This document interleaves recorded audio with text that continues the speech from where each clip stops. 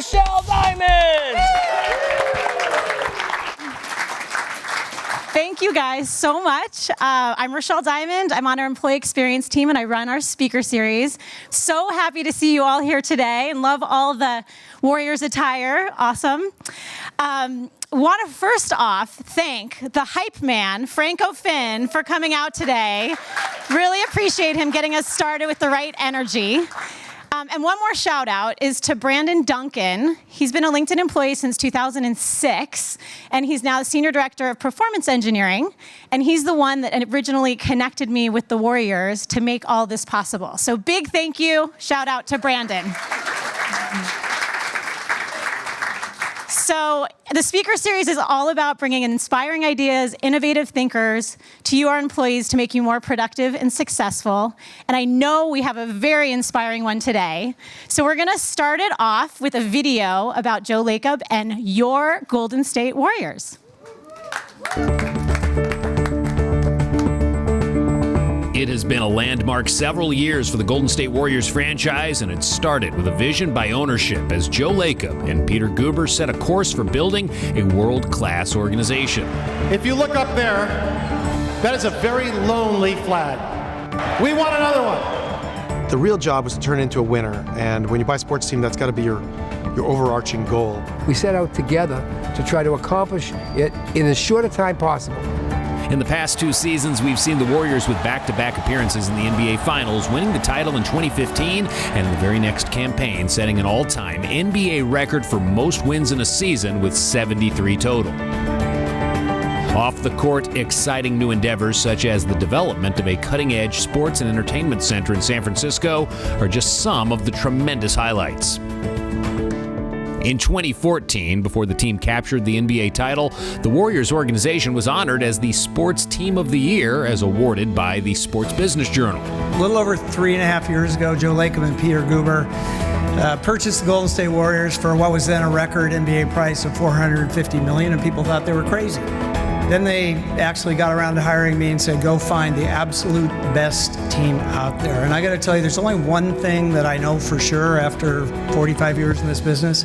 It's really only 3 things that give a franchise a chance to be successful. They're ownership, ownership, and ownership. And in 2016, the Warriors were named Sports Team of the Year yet again, as Lacob was also recognized as the Sports Executive of the Year.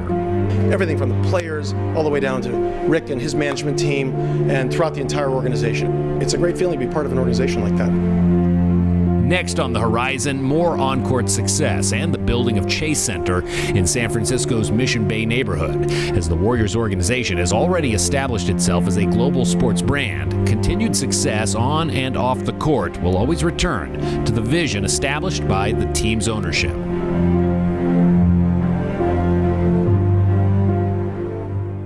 All right, and now the starting lineup for your LinkedIn Speaker Series. Make some noise!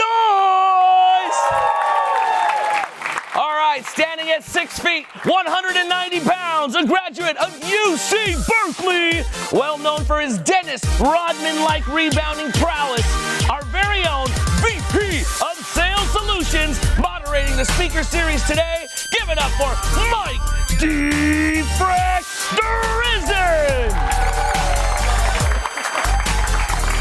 And our featured speaker, ladies and gentlemen, standing at 5'11" and chiseled, yes, chiseled, you heard it, a graduate of UC Irvine, a man who was named Sports Business Journal's Executive of the Year in 2016 and has helped guide the Warriors to consecutive appearances in the NBA Finals. Give it up for owner and CEO of your Golden State Warriors, Joe Lacob! Okay, hold on 1 second. Yeah. Back to back. Back to back. There you go. Oh!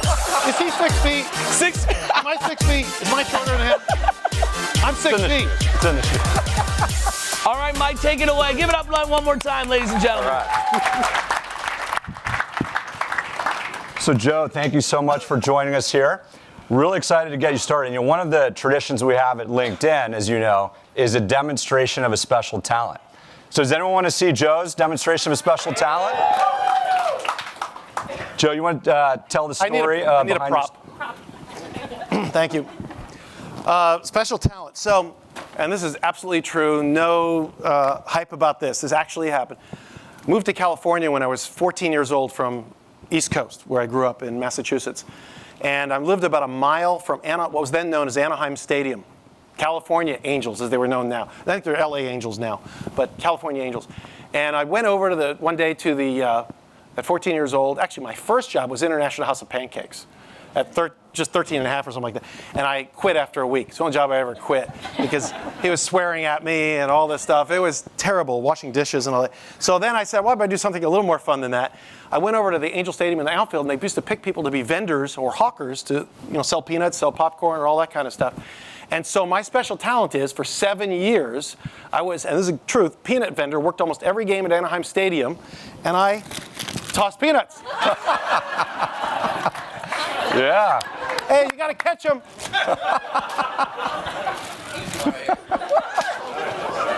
All right. Ooh, that's a big one. Anyway. Yeah, try. Enjoy.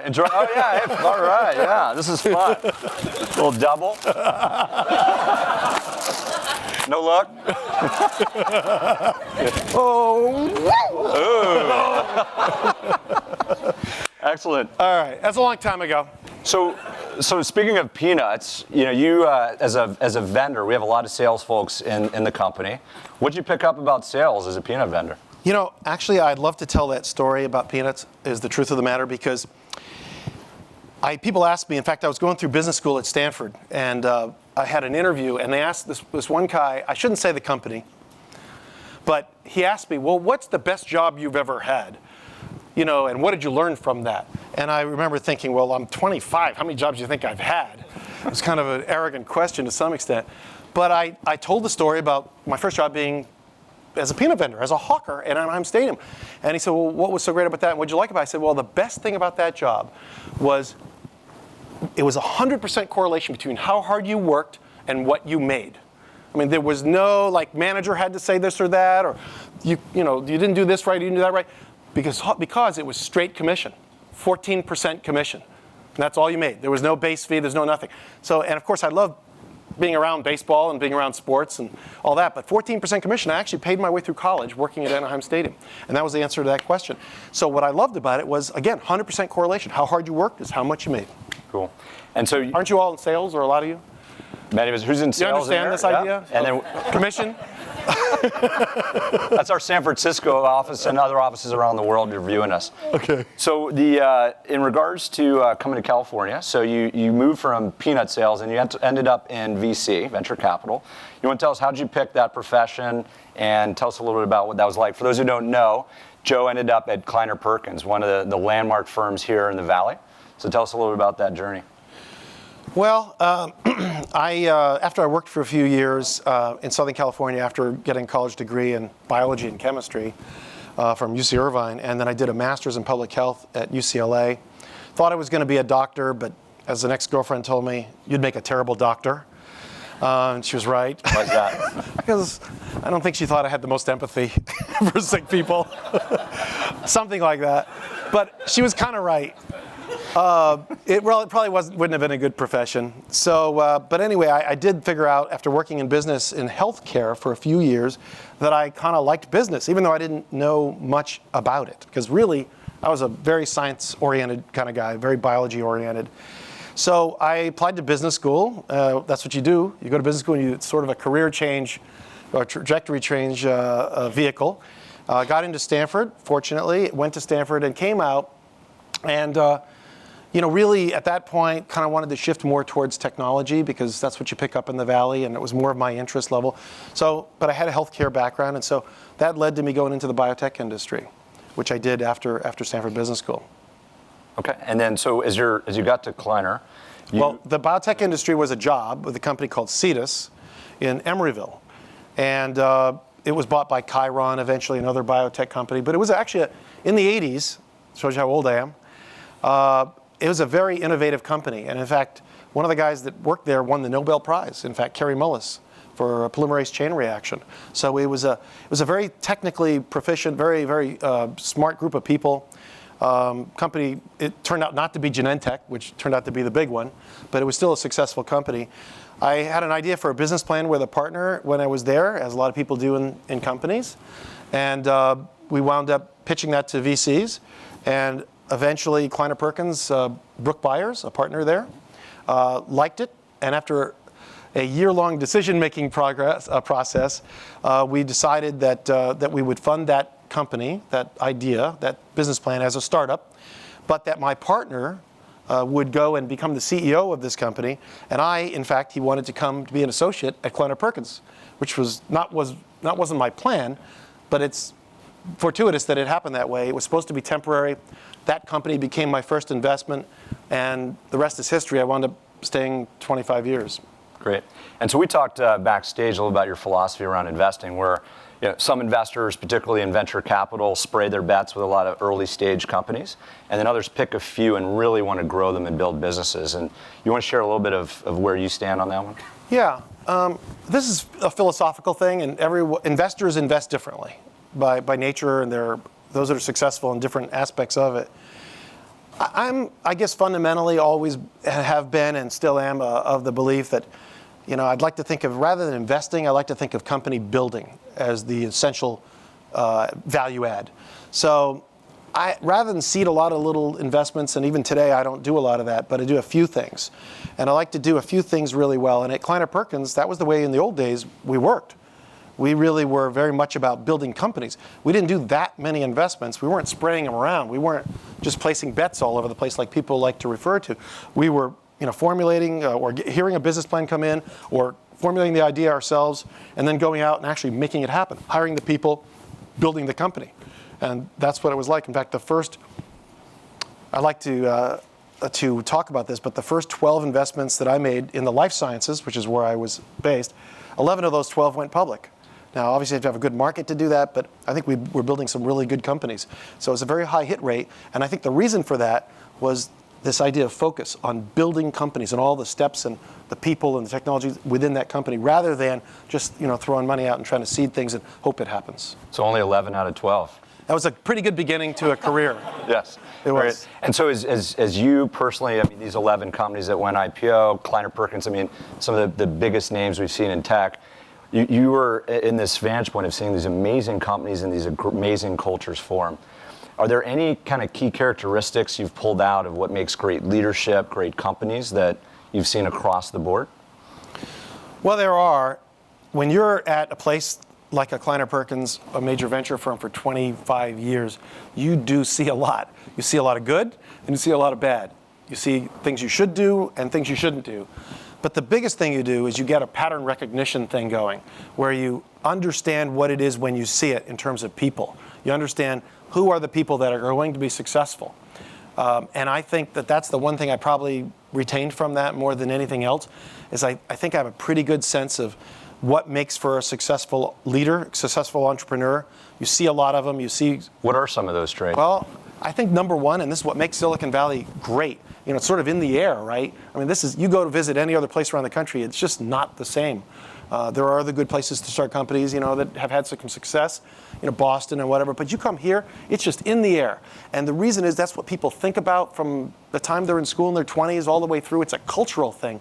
And leadership, particularly, I think has to do with certainly intelligence, but it has to do with relentlessness. I like to say that at the Warriors, the thing we are is relentless. We have a relentless pursuit of excellence. Relentless pursuit of excellence. All the time. All the time. We never want to think about anything other than doing something absolutely the best way possible. And if you're not going to be that person in our organization, if you're not going to act that way, there probably isn't a role for you in our organization. In fact, when we bought the team, about 50% of the overall staff was turned over in about 18 months, 80% of the management, because it just was a poorly run organization, to be honest, not to put down anyone at the time, but it was.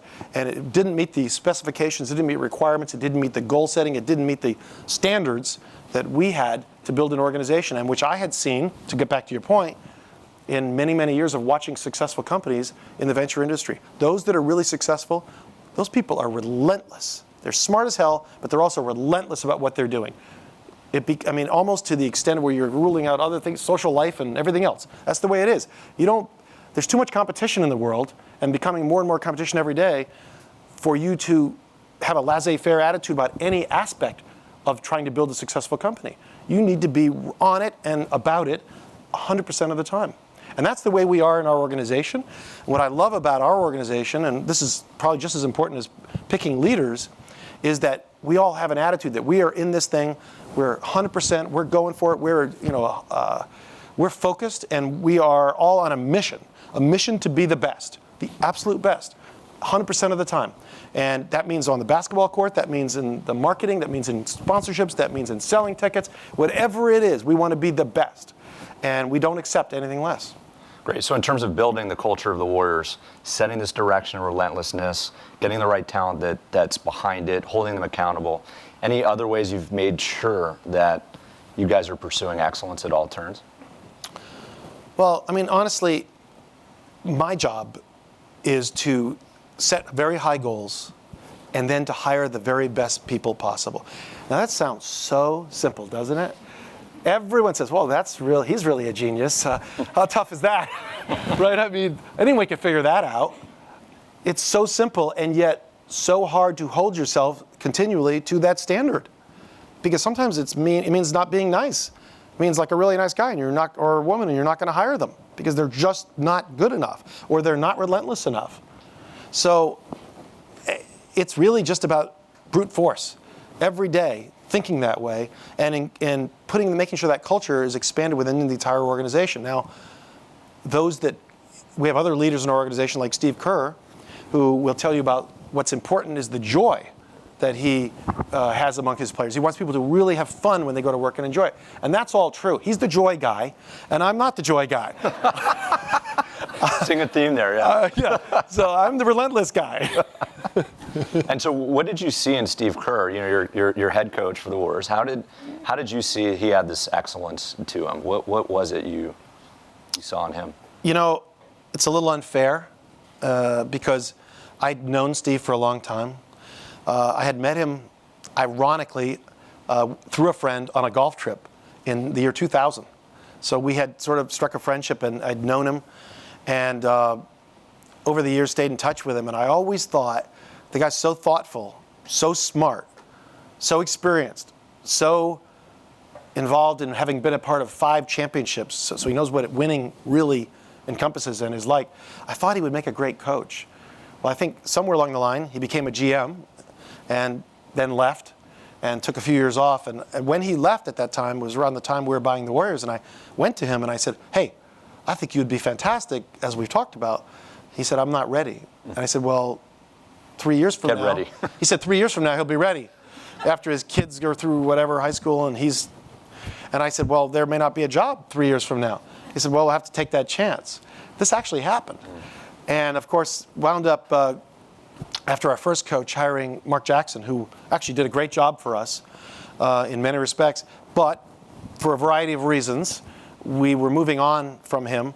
And I did get the opportunity, ironically, 3 years later. It really is ironically, So it hit his first person I called was timeline. Steve Kerr, and yet another coach that didn't have any experience coaching, which seems to be a pattern of mine. But and he at that point was going on to almost accepting of the Knicks job. He had pretty much verbally, not quite, and so he said, I can't do it. I can't go back on my word. I love Phil Jackson and played for him, and I said, all right, I'm going to have to move on again.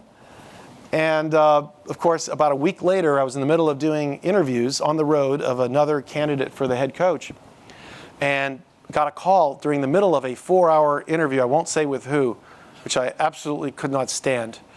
Halfway through, I was dying to get out of the room. And 4 hours. Yeah, it was a 4-hour long interview. I had a longer one than that prior time, but once had a 7-hour interview. Wow. But I was in the middle of this other interview, and I was hating it, and I get this text from Steve Kerr, call me. And I called and he said, hey, look, there may be an opportunity, because this isn't exactly kind of feeling right, and I haven't signed on the dotted line, and the rest is history. I flew the next morning and met him at the site of his broadcasting gig at the time, which was in Oklahoma City, of all places, at the airport. And I flew the entire staff in, and I knew I wanted him, but I wanted to make sure everyone else felt that way. 3.5 hours later, we made the offer to hire him. You didn't go to 4 hours for him. You got it done shorter. Well, I would have taken a half hour in that situation, but the rest of the guys took longer. Cool. So let's talk about like your passion for basketball. So as a kid, you grew up. Did you ever think you'd be an owner of a world championship team? I did. You did. Yeah. Okay. No follow-up question to that. Tell us. Well, that was your question. I answered it. So tell us more. How old were you? You're like, I'm going to own a world championship basketball team. So I know this sounds crazy, but I tell this story a lot. I was 9 years old. I was in New Bedford, Massachusetts, a mill town in Massachusetts, not doing well. I went to a boys club, and boys and girls club, and they had an indoor basketball court. And I had never actually been on an indoor basketball court, a hardwood floor at that point. And I remember thinking, like, you ever just see something and it's like the first time you saw Star Wars or something? I mean, I'm like, this is just so exciting to me. I got so excited about hardwood.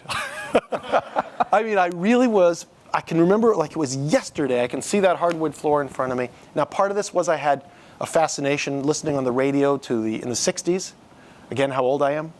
But to the Boston Celtics, who were a dynasty and played at the Boston Garden, the Garden. And thanks for that. They played on the parquet floors, and so the wood thing was a big thing in Massachusetts. But I remember seeing that hardwood floor, and I remember thinking, man, I love this.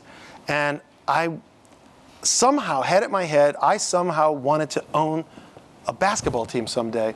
And all my life, even though I was interested in science and built a career and got jobs and this and that, and made money and all this stuff, I kind of had it in the back of my head, or really more, people who know me will tell you stories about me mentioning this 20 years ago. Because I had it in my head that this is what I wanted to do with my life. It was the second act, if you will, that I was sort of thinking about.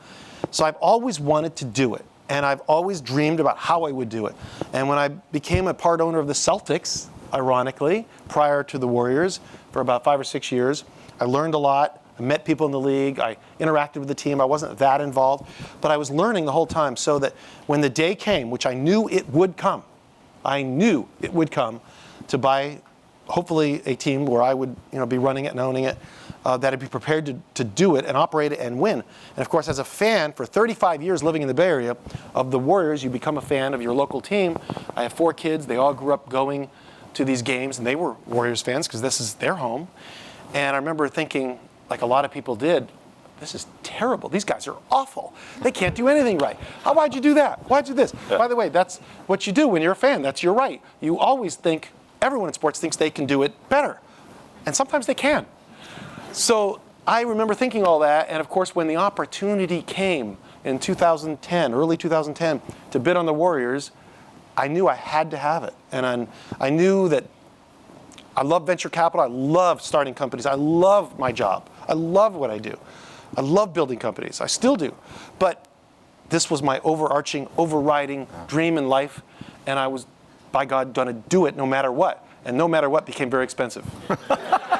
So let's talk about how expensive. It was close to $500 million to buy the Warriors. At the time, the largest transaction of was it any professional sports team or NBA at the time?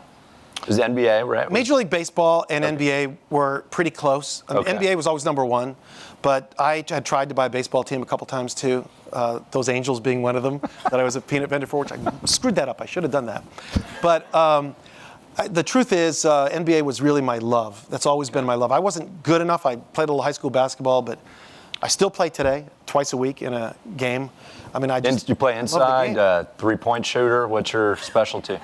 That depends who you talk to. Okay. I'm pretty much a three-point shooter, and try to run back and down the court and still keep the heart moving or breathing, going at 60. But we play with a lot of younger guys, and I do okay. I can get hot. Cool. So speaking, nice. So we'll look for some footage of you shooting some threes. That's already out there. So for those of you who don't know, follow the Warriors. Just revolutionized the game in terms of three-point shooting. So was that your strategy when you bought the Warriors, or did you? We talk a little about writing data as a data company here. How did you guys figure out that strategy, and how did you go out and execute against it? Well, we're not the first first of all, to think of that. Obviously, the three-point shot has been around a long time. What's interesting, though, is that the emphasis really hadn't been until maybe, the last 5-10 years on the three-point shot. The fact is it's worth 150%. And if you just break down the numbers, the NBA people should have concluded a long time ago, right? That it was something back, I think it was the late 70s when it was, if I remember correctly, put into effect. It should have been emphasized long time ago on a statistical basis. For a lot of reasons it wasn't. Things are slow to change. I think when we saw we had Steph Curry, and he was pretty darn good at the three-point shot, we decided it was proactive that we were going to base our team ultimately around Steph Curry and the three-point shot. And there's been a lot of stories written about that. We basically did that. And Steph and our coaching staffs and everybody's a part of that. And there's a lot of different reasons and how that happened. But we did do that based around Steph. The first draft choice we ever made as an organization since my ownership group took over, was Klay Thompson. The 11th pick in 2011. It was our first year of ownership, 10-11 season. And he was the 11th pick in the draft. And he was somebody we loved. We thought, I'd seen him play. I'm a Stanford basketball fan. I sit courtside for many, many years. And I'd seen him 3 times play. My kids had seen him play everywhere. And not that we made that choice alone. Everyone loved him. Jerry West loved him, who was an advisor by that point. But we thought this guy had immense ability and immense potential to be a great three-point shooter. The idea of putting him together with Steph was a big idea. And we've gone from there. And so how do you run a data-driven Moneyball type of work? Like, do you hire certain type of people? Do you have like a team of data analysts? Are you crunching numbers? Like, how do you actually manifest that? Are you looking for certain talent? It's like any business and any startup. There's no one way to do it. It's not about Moneyball. It's not about analytics only, and it's not about the eye test only. It's about I'm an integrator. I'm not really a scientist. I may think I am. Sometimes I'm not. My job is to integrate what people say and do, and so I listen really, really well. I try to listen really well. That's hopefully what you learned in the venture industry over 25 years. Listen to what people say. Integrate ideas, and then the most important thing, though, is to act on those ideas. So many people and organizations that get big don't act fast enough. We tend to know, because when you're doing a startup, right? This gets back to this. You never have perfect information. By definition, never. So you get all the information, you analyze something, you try to pick the right strategy, hire the right people, and then you just go. And it isn't going to be perfect. And that's the way we operate our business, even as a larger business. We try to gather all the information. We're incredibly analytic. We ask questions. We yell at each other. We scream at each other. We're very open behind closed doors. We have a philosophy, which is anyone can say anything. In fact, if you don't say anything, you shouldn't be there. You should be out. You should not be in that room. You have to have an opinion. And so we get in those rooms, and this with the draft, frankly with business decisions too, and we have it out. And then we come to a decision, and we make the decision, and then we're all on board, 100%. We close the door behind us, and we go like crazy. Excellent. So we're going to open it up to all of you here in a sec. I'm going to ask one more question. So gear up for your questions. And then are we going to take some from the stream too, Rochelle? Yeah? Am I looking to you for the stream? Someone will go to the mic for that. Okay, excellent. So last question is, so let's talk about, in the Warriors, we had a very big offseason here with Kevin Durant coming to the team. Tell us a little bit about how you pulled that off, and how are you gonna make the whole team gel with bringing in a superstar like Durant on the team? Well, actually, that's Steve Kerr's job. I just got him and helped get him, and his job is to make it work.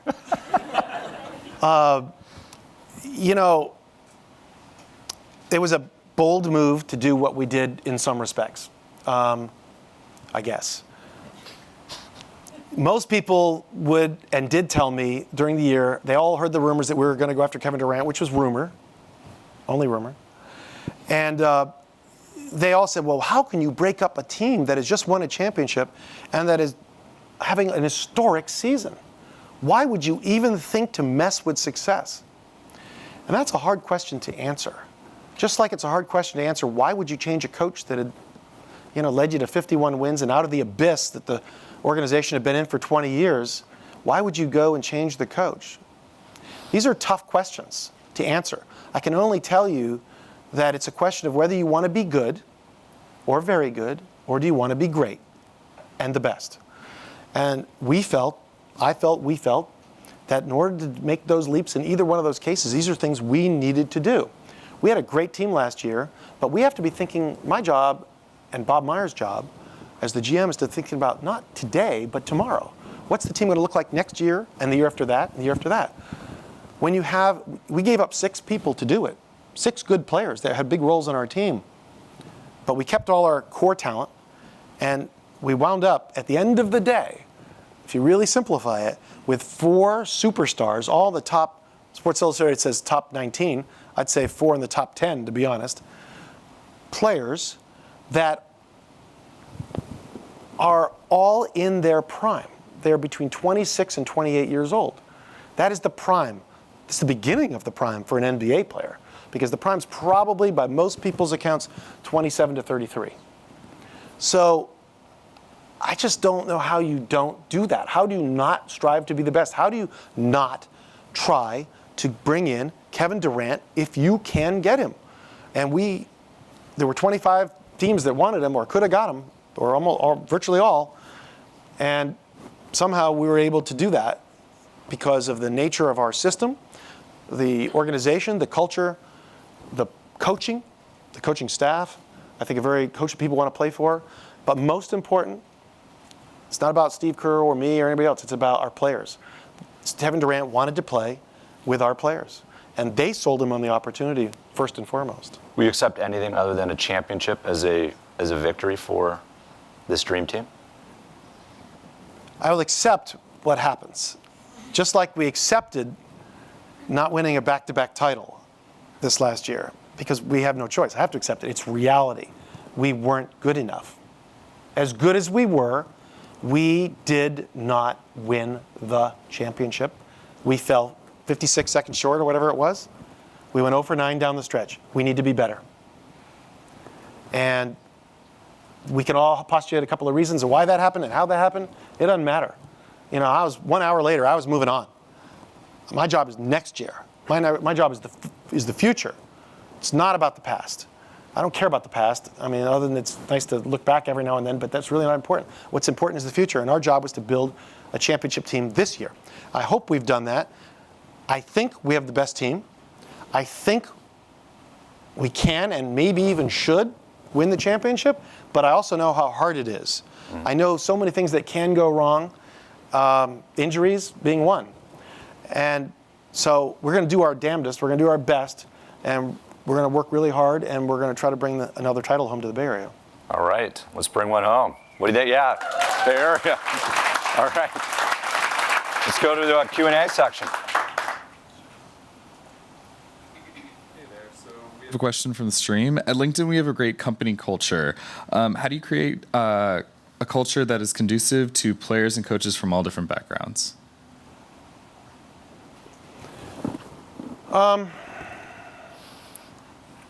You know, I don't know. I don't really think about their backgrounds per se. I don't know that we really do. We see everybody the same in that respect. We have a set of goals that are mutual goals. We hopefully are like-minded. If we're not, it's not going to work. We're not going to be successful. We need to be like-minded in a company, in an organization, especially in a sports team. We need to have common purpose. And so I try to, my job is to put goals up there and to put some great people in place. And beyond that, you know, it's their job to sort of to figure out the rest with whatever mix of talent we've given them, hopefully thoughtfully put together. So how do you actually do that? I mean, because if I think of sports, I mean, it seems easy to rally around a common purpose. You know, we want to win a championship, we want to win. Yet you see so many teams breaking down and not playing well together. When you're starting a company, architecture matters. I usually like to use that term, architecture. Architecture. What are the pieces on the chessboard that you're putting out there? Do they fit together? Because you can have the greatest talent in the world. If the pieces don't fit, or if the technology in a company, the technologies aren't relevant. They could be great technology for something else, but if it isn't relevant to what your job is at hand, it's not going to matter. Same thing with a team. Those pieces need to fit. So that's what Bob's job and my job, those in basketball operations, our job is to pick the players, the chess pieces, and we want to accentuate certain things that are the strategy of how we want to build the team, such as, you mentioned three-point shooting. Kevin Durant added to Steph Curry and Klay Thompson should make for the greatest three-point shooting team of all time. We want to focus on that. We also want to focus on length. You notice we really don't have any 5'6" guys on the team, even though there are some good players that may be shorter. We believe in length. Length is very important defensively. We believe in switching. We have certain things, concepts, if you will, in terms of building the architecture of the team, which the coach then has to enable and make happen and scheme. But those pieces need to fit. And we're always thinking several years ahead about how we're going to architect the pieces, the players, if you will, to fit a championship-winning team. Now, how you win a championship may change. Just because we're doing it this way and other teams are going to emulate us or are, you'll notice that, doesn't mean necessarily that that's the way to win in the future. It's like anything else, like chess, you have to think of counter moves. So we do try, not saying we're always going to be successful, we do try to think of counter moves. What's our next thing? And that's what the Durant thing is, frankly. It's our counter move to go forward. It's getting better in a different way. Cool. Great, thank you. I wanted to go back to something that you mentioned at the beginning, which was relentlessness as a key feature of, I guess, what you look for in a successful leader. I was curious if you could go over some of the other things you look for and maybe some of the things that you look for as counterexamples, or, the bad things. Well, there's a lot of things we could look for on the bad side, obviously. I think that's obvious to all. I tend not to focus on those. Obviously, if I see something that is a characteristic that I don't believe in, we're not going to hire that person. If someone is exceedingly arrogant, isn't going to listen to other people. In our organization, you really have to be a good listener. I think in any good organization you should be, but certainly in ours, we're not going to hire that person for sure. That's just not going to work in our organization. But we do look for people in leadership capacity that, number one, and this sounds really basic, really smart. Really, really, really smart. Steve Kerr is a good coach, and he is a lot of different things. But one thing he really is, at the most basic level, I think he's smarter than a lot of other coaches. He's just really, really smart guy. He also happens to have great characteristics when it comes to convincing people to give their best, convincing people to be part of a whole. His ability to communicate with players and to relate to them, because he can say he was on 5 championship teams. He played for some of the best. He was there himself. He was a bench warmer. He knows what it's like to be the 7th guy or 8th guy. Those kinds of things, having that kind of empathy, someone who has failed, I think is very important. Not just succeeded. I look for that when I hire people. I want to say, well, tell me about what you have failed at and what you learned from that. Because no one has always just been successful. I have failed at things. If you haven't failed at things, then you don't even understand what it means to succeed. So I think that's important as well. I could go on and on. There's a lot of different things we look for, but those are some of the more important ones. Next question. Hey, Joe. This is especially top of mind for me, especially with the conclusion of the Paralympics. Wondering what your thoughts on the feasibility of an adaptive sports league in the United States, especially, for example, wheelchair basketball. You're asking my thoughts on? A professional adaptive sports league in the U.S.? Well, I think it's a great thing. Being active and being competitive in life gives you a reason to live and a reason to want to enjoy life, and I think having passion at whatever you do, and competition is certainly something that passion is very important too. I think it's very important. So if you have lost your legs or whatever, I think the ability to be in one of these leagues and to play, why not? You can be the best at that too. And I'm a big proponent of it. We're also a big proponent, to be frank, of, one of the things we do is San Quentin basketball. It's not disabilities, but people who are in prison for a long time, unfortunately, due to acts that they committed. I mean, that's unfortunate. They're there and they know it. But we go and play in the San Quentin prison, our staff. And in fact, this Saturday, you're going to see there's going to be a big story written about it. Unfortunately, it's become a big deal. We've done it for a long time. But we've even got, I think, a couple of our players actually going to San Quentin to play with the prisoners at San Quentin, as well as some of our staff. And in fact, I'm slated to go too. So I think all of these things are important. Cool. Thanks. So maybe we'll go to Alan, then also want to get some folks from the stream as well outside of Mountain View, but let's go with Alan next.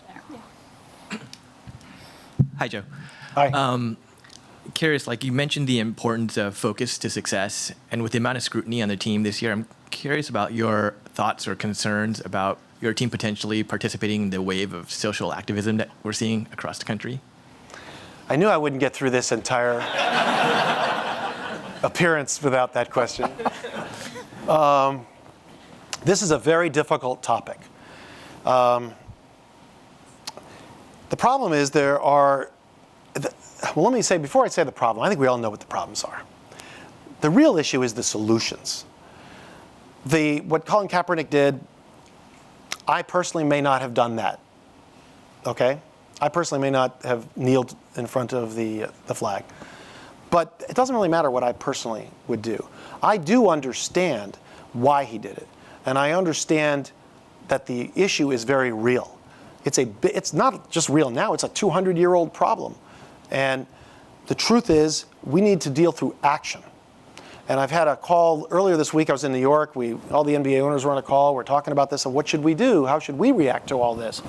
And there hasn't been a lot of reaction by owners, quite frankly. And for a variety of different reasons, right? I mean, they're all nervous about it. Well, what if they do this? Or what if they do? What will the reaction be if we do that? The truth is, we need to be aware of it all. We need to have discourse about these issues.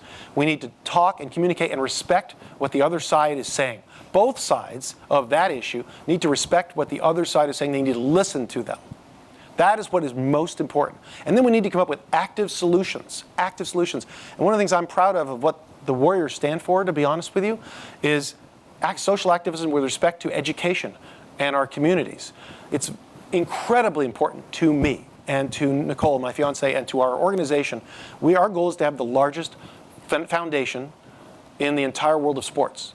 We are working our way towards doing that. We gave away, I think, $3 million last year. We give away whatever we raise through our precipice, if you will, our dais, every year to education for underprivileged kids, which I think is the way to solve a lot of issues in our society is education. We do that in Oakland and in San Francisco and throughout the Bay Area. And I want to grow that, will grow to be one of the largest organizations in all of sports, if not the largest. That's a big goal of us, not just winning championships. So we think social activism, to your question, is important in sports. The question is how you do it, when you do it, who does it, what are the reactions, who criticizes it, what the media says. I mean, there's obviously a lot of different sides to this. Thank you. Hey again. So we have another one from the stream. It's not really a question, but hopefully you'll be able to understand it. Sad to not be there in person, but if I was, I would say we are the Andersons. No? Okay. Sorry. I'm 60, so I don't know what that means. Movie quote or something? I don't know. Neither do I. So, okay. Moving on to a real question then. Is that from what is that a from? movie quote? What is that? I don't know. There was no context. Okay. It's like a tweet on here, so I don't know. Okay. Anyway, if there was one piece of advice that significantly changed your life, what would that be? Wow. This is one I haven't gotten. Okay.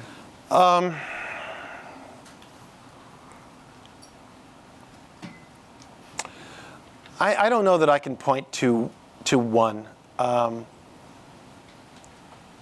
Some people, their life gets changed later. At some point in life, there's some inflection point where they decide what it is they're supposed to do with their life, the difference they are supposed to make, right? Because why are we here if we're not going to make a difference in some way that's meaningful to ourselves, hopefully, and maybe to someone else? And for me, I don't know, I've always had sort of an inner set of goals, too many goals. You always want to do too many things, but I've always sort of been oriented with very goal-oriented and very, I've always thought to listen to people around me because I know I don't know everything. By any means, and so there have been probably, I couldn't name one, I would have to name several. I named one earlier when I said, it was actually my ex-wife, by the way, who said this to me, which is, you're going to make a terrible doctor. That was a good piece of advice.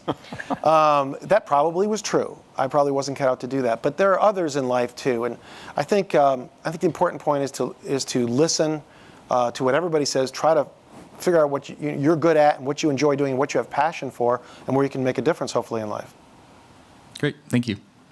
So one thing that was interesting about, you talked about the Warriors and some of the foundation work, and backstage we talked a little about, you view the Warriors far more, it's not a sports team. This is a far bigger mission. Can you tell us a little about, what do you think this is all about? What's your broader aspirations for where this franchise can go? So because of where I come from, and you've gotten a little sense of background, like a lot of you here in the Valley, and startups and venture capital and all that, and sports, it's very hard for me to only look at the Warriors as a basketball team, even though I'm tremendously motivated by that, and I love sports, and I want to win. More than anything else, want to win, because that should be the goal. That doesn't come across yet today. No, I know. But I cannot only think of the Warriors as a basketball team. I have to think of it more as a sports and entertainment organization. Every single day I wake up, I don't really think about what the sports page says about us. It's more about what all the pages, the business page and the whole thing. We're trying to build something that is an organization that is bigger than that. You know, we're going to have a building that we're building in San Francisco, real estate, $1 billion project, as you know. 3 years it'll be opening. It has office buildings there. It has restaurants. It has, concert venue in there, streaming services, things we're thinking about, other businesses and so on. So I could go on and on. We're trying to think about this as a sports, entertainment, and media organization rather than just a basketball team. We're not taking our eyes off of the main core focus of what we do, which is NBA, win NBA titles. That's our main core focus. But it's really a lot more exciting, I think, for me and for those in our organization to think of what we do as more than just a basketball team. And in fact, to be good at what we're doing in the modern age of sports, where team values are rising, where media rights are rising, where the values of these organizations are rising, I think there's such great opportunity to do just that, especially here in the Bay Area. I mean, it's a much more inspiring vision. One thing that you sometimes hear, or at least I hear, is that owning a professional sports team is basically like a nonprofit. You're largely going to lose money.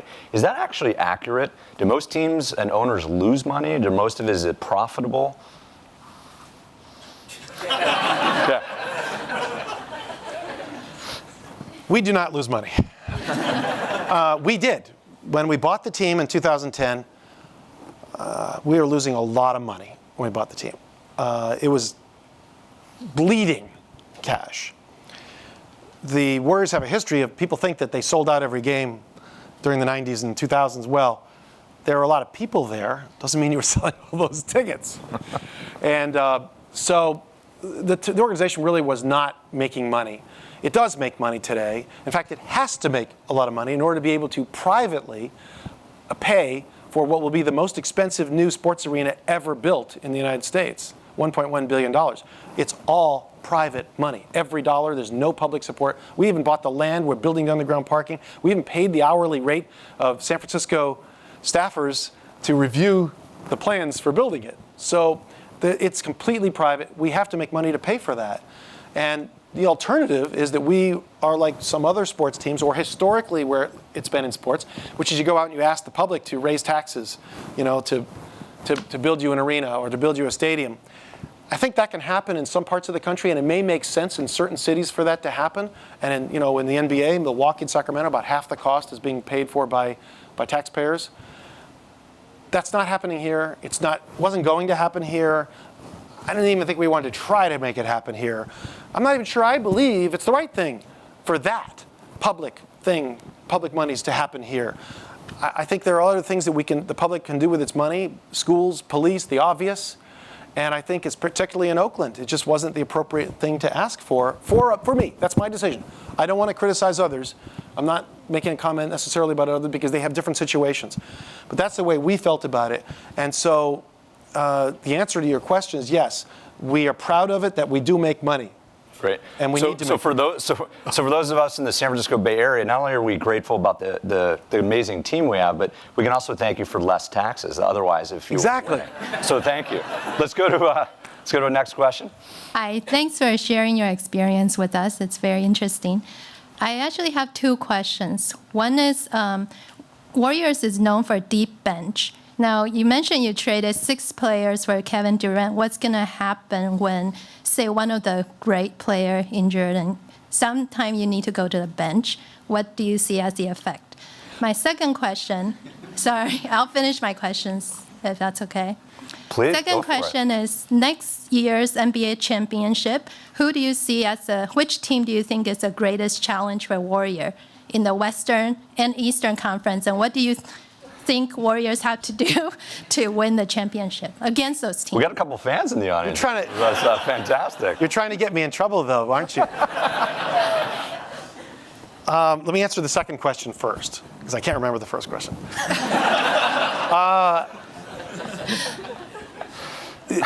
I think there are several good teams, clearly, that most people, the pundits, would argue are in the competition to win the title this year. Certainly the San Antonio Spurs, every year they're good, very good organization. They're going to be good. The Cleveland Cavaliers, much to my dismay,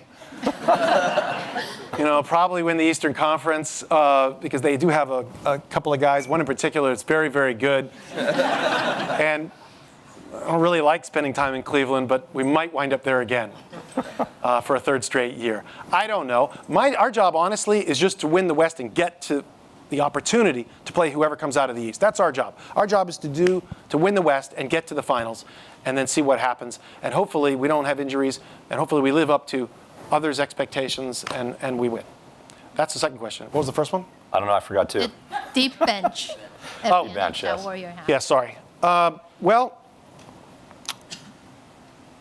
we are not as deep as we were last year, I guess you could argue, because certainly a majority of those 6 players that were not traded but either are gone for free agency, we let them go, or some other means. We didn't re-sign them. We couldn't re-sign them after we got Kevin.